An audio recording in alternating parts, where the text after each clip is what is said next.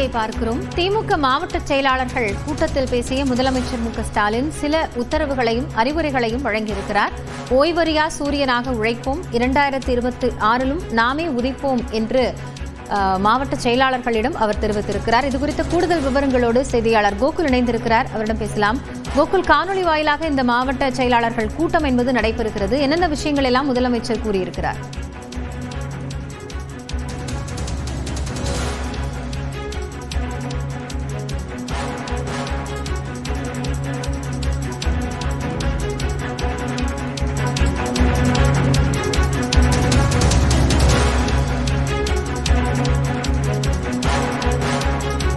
திமுக மாவட்ட செயலாளர்கள் கூட்டத்தில் பேசியிருக்கக்கூடிய முதலமைச்சர் மு.க.ஸ்டாலின் ஓய்வறியா சூரியனாக உழைப்போம், 2026லும் நாமே உதிப்போம் என்று தெரிவித்திருக்கிறார்.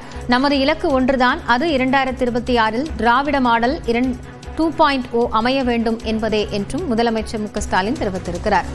மாவட்ட செயலாளர்கள் கூட்டம் என்பது காணொலி காட்சி வாயிலாக நடைபெற்று வரக்கூடிய நிலையில் திமுகவினுடைய இலக்கு என்பது 2026 தேர்தலை நோக்கியே இருக்க வேண்டும் என்றும் அதுவரை ஓய்வு அறியாமல் உழைக்க வேண்டும் என்றும் தொண்டர்களுக்கும் மாவட்ட செயலாளர்களுக்கும் அவர் அறிவுறுத்தல் வழங்கியிருக்கிறார். அதன் அடிப்படையில் ஓய்வறியா சூரியனாக உழைத்து 2026லும் நாமே உதிப்போம் என்ற ஒரு உத்வேகத்தையும் வழங்கியிருக்கிறார்.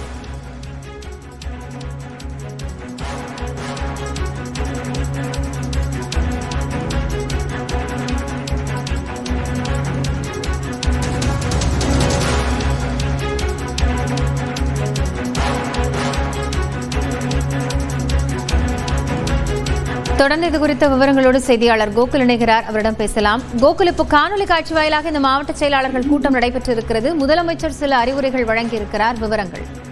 முதலமைச்சர் மு.க.ஸ்டாலின் தலைமையில காணொலி காட்சி வாயிலாக மாவட்ட செயலர் கூட்டமானது நடைபெற்றது. அண்ணா பிறந்த நாளில் மண்மொழி மானம் காக்க தமிழ்நாடெங்கும் 68,000 மேற்பட்ட வாக்குச்சாவடிகளில பொதுக்கூட்டங்களில் இந்த உறுதிமொழி எடுப்போம் என்று முதலமைச்சர் இந்த கூட்டத்தில் அறிவுறுத்தியிருக்கிறார். அதே போல செப்டம்பர் 20ஆம் நாள் அன்று கழக மாவட்ட வாரியாக ஓரணியில் தமிழ்நாடு பொதுக்கூட்டங்களை நடத்த வேண்டும் அவர் என்று அறிவுறுத்தியிருக்கிறார். 10 ஆண்டுகளாக அதிமுக ஆட்சியில படுபாதாளத்துக்கு போன தமிழ்நாட்டின் வளர்ச்சியை மீட்டெடுத்து 11.19 விழுக்காடு வளர்ச்சியோடு இந்தியாவில் முதன்மை மாநிலமாக நம் திராவிட மாடல் ஆட்சியில் உயர்ந்திருக்கிறோம் என்றும் இதற்கு அடுத்த கட்ட பாய்ச்சலுக்கு அடித்தளம் இடுவதற்காக ஜெர்மனி மற்றும் இங்கிலாந்து ஆகிய நாடுகளுக்கு முதலமைச்சர் சென்றிருப்பதாக அவர் பேசியிருக்கார். இந்த பயணத்தை தொடங்குவதற்கு முன் இது ஹிட் அடிக்கும் என்று சொன்னேன் என்றும், சொன்ன மாதிரியே 15,516 கோடி ரூபாய்க்கான முதலீடுகளை ஈர்த்து சூப்பர் ஹிட் அடித்திருக்கிறது என்றும் அவர் தெரிவித்திருக்கார். தொடர்ந்து இந்த கூட்டத்தில் உங்கள் எல்லாருக்கும் உங்கள் மூலமாக ஒவ்வொரு உறுப்பினருக்கும் சொல்கிறேன், தேர்தல் முடியும் வரைக்கும் ஓய்வு என்ற சொல்லை மறந்துவிடுங்கள்.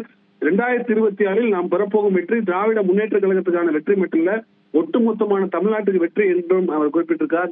எப்படிப்பட்ட ஆபத்துக்கள் தமிழ்நாட்டை சூழ்ந்திருக்கு என்று தீக்கரையில் பேப்பர் படிப்பவர் கூட உணர்ந்திருக்கார்கள் என்றும் அவர் தெரிவித்திருக்கார்.